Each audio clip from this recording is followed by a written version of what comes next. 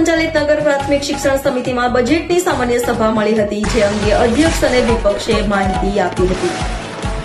સુરત મહાનગરપાલિકા સંચાલિત નગર પ્રાથમિક શિક્ષણ સમિતિમાં બજેટની સામાન્ય સભા મળી હતી. ઉચ્ચતર પગાર લાભો અપાતા શિક્ષણ સમિતિનું બજેટ 1200 કરોડને પાર થયું છે, તો 2025-26 માટે 1033 કરોડના બજેટનો અંદાજ રજૂ થશે. 2 જોડી યુનિફોર્મ અને 1 જોડી બૂટ મોજા વિદ્યાર્થીઓને આપવામાં આવશે, તો બેન્ચ ખરીદવા 3 કરોડ, વિજ્ઞાન પ્રયોગશાળામાં 50 લાખની જોગવાઈ કરાઈ છે. શિક્ષકોની ભરતી બાબતે પણ બજેટ સામાન્ય સભામાં રજૂઆત કરવામાં આવી હતી, તો વિપક્ષે ધારદાર રજૂઆત કરતા જણાવ્યું કે શિક્ષકોને ઇતર પ્રવૃત્તિની જગ્યા પર શિક્ષણ આપવાનું કામ સોંપો. શિક્ષણ સમિતિની શાળામાં અભ્યાસ કરતા બાળકોને 1 જોડી યુનિફોર્મ તેમજ 1 જોડી બૂટ મોજા આપવાની રજૂઆત કરાઈ હતી, તો દરેક શાળામાં ધોરણ 6માં પ્રથમ ક્રમ મેળવનાર વિદ્યાર્થીને સાયકલ ઇનામ તરીકે અપાશે. સાથે શાળાઓના મકાન ભાડામાં 14.90 લાખની જોગવાઈ કરવામાં આવી છે.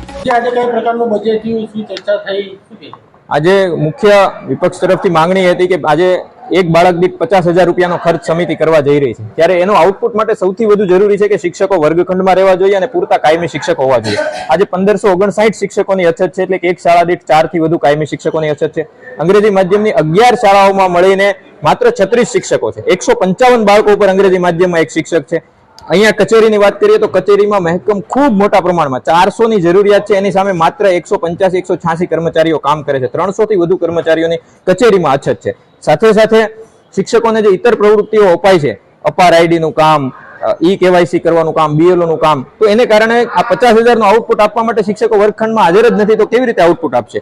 બીજી વાત, સાથે સાથે અન્ય વાત કરીએ તો દીકરીઓને સેનેટરી પેડ, જે આજના સમયની તાતી જરૂરિયાત છે, એના માટે બજેટમાં વારંવાર રજૂઆત કરવા છતાં કોઈ પ્રાવધાન કરવામાં નથી આવ્યું.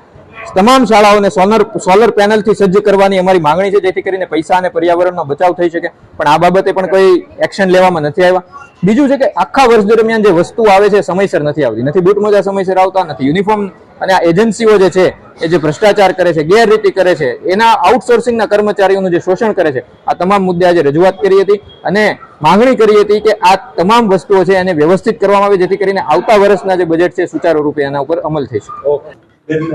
આજની બજેટમાં દરેક સભ્ય દ્વારા ખૂબ જ તંદુરસ્ત રીતે દરેક વિષય પર ચર્ચા કરવામાં આવી હતી અને વિપક્ષને પણ એના જવાબો આપવામાં આવ્યા હતા.